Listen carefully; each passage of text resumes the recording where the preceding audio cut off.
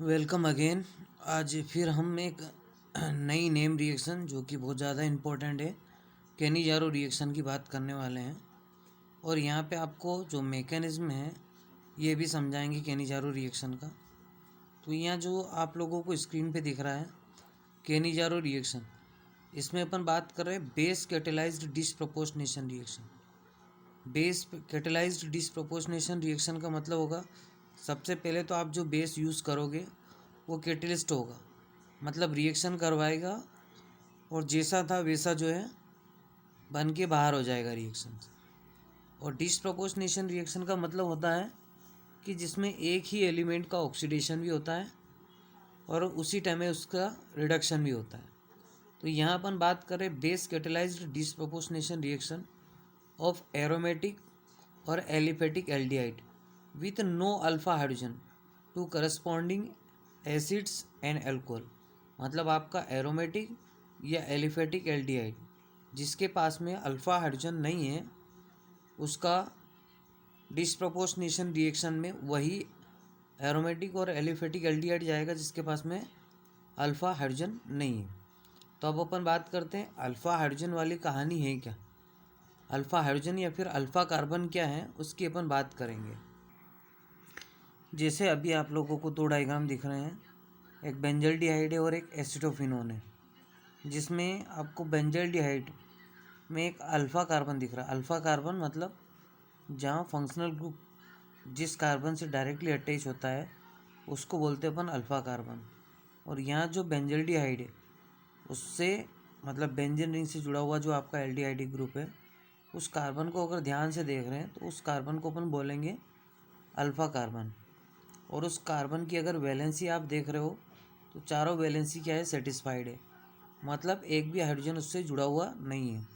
तो अपन बोलेंगे कि इस कार्बन से बेंजीन रिंग का जो कार्बन है जो एल्डिहाइड ग्रुप से जुड़ा हुआ, उसके पास में एक भी अल्फ़ा हाइड्रोजन नहीं है। अल्फ़ा कार्बन तो है पर अल्फ़ा हाइड्रोजन नहीं है।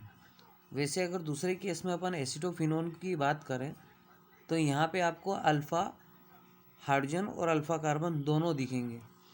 जैसे अभी आप लोगों को दिख रहा है कि यहाँ पे एसिटोफिनोन में जो कीटोन ग्रुप है वो डायरेक्टली दो कार्बन से जुड़ा हुआ है, एक तो बेंजीन रिंग के कार्बन से और एक आपका जो मिथाइल ग्रुप है उससे। और एक बेंजीन रिंग का जो कार्बन है उससे आपका अल्फ़ा कार्बन तो है पर वहाँ पे अल्फ़ा हाइड्रोजन नहीं है। पर अगर अपन बात करें मिथाइल ग्रुप से तो मिथाइल ग्रुप का जो कार्बन है उससे 3 हाइड्रोजन आपको जुड़े हुए दिख रहे हैं और तीनों हाइड्रोजन क्या होंगे, वो अल्फ़ा हाइड्रोजन होंगे।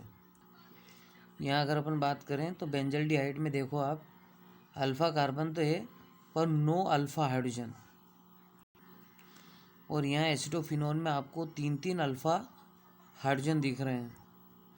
यहाँ अगर केनिजारो रिएक्शन की बात करें अपन तो जो बेंजल्डिहाइड है उसका ट्रीटमेंट अपन करते हैं बेस से। और जैसे कि मैंने आपको बिगिनिंग में स्टार्टिंग में बताया था कि यहाँ जो कैटलिस्ट होगा वो जो बेस होगा वो कैटलिस्ट की तरह बिहेव करेगा, मतलब रिएक्शन करवाएगा और जैसा था वैसा रिएक्शन के बाद जो है बाहर हो जाता है वो, है ना। तो यहाँ अपन ले रहे हैं KOH का ट्रीटमेंट कर रहे हैं बेंजल्डिहाइड से। तो क्या मिलेगा आपको, एक तो बेंजोएड बनेगा और एक आपका बेंजाइल अल्कोहल।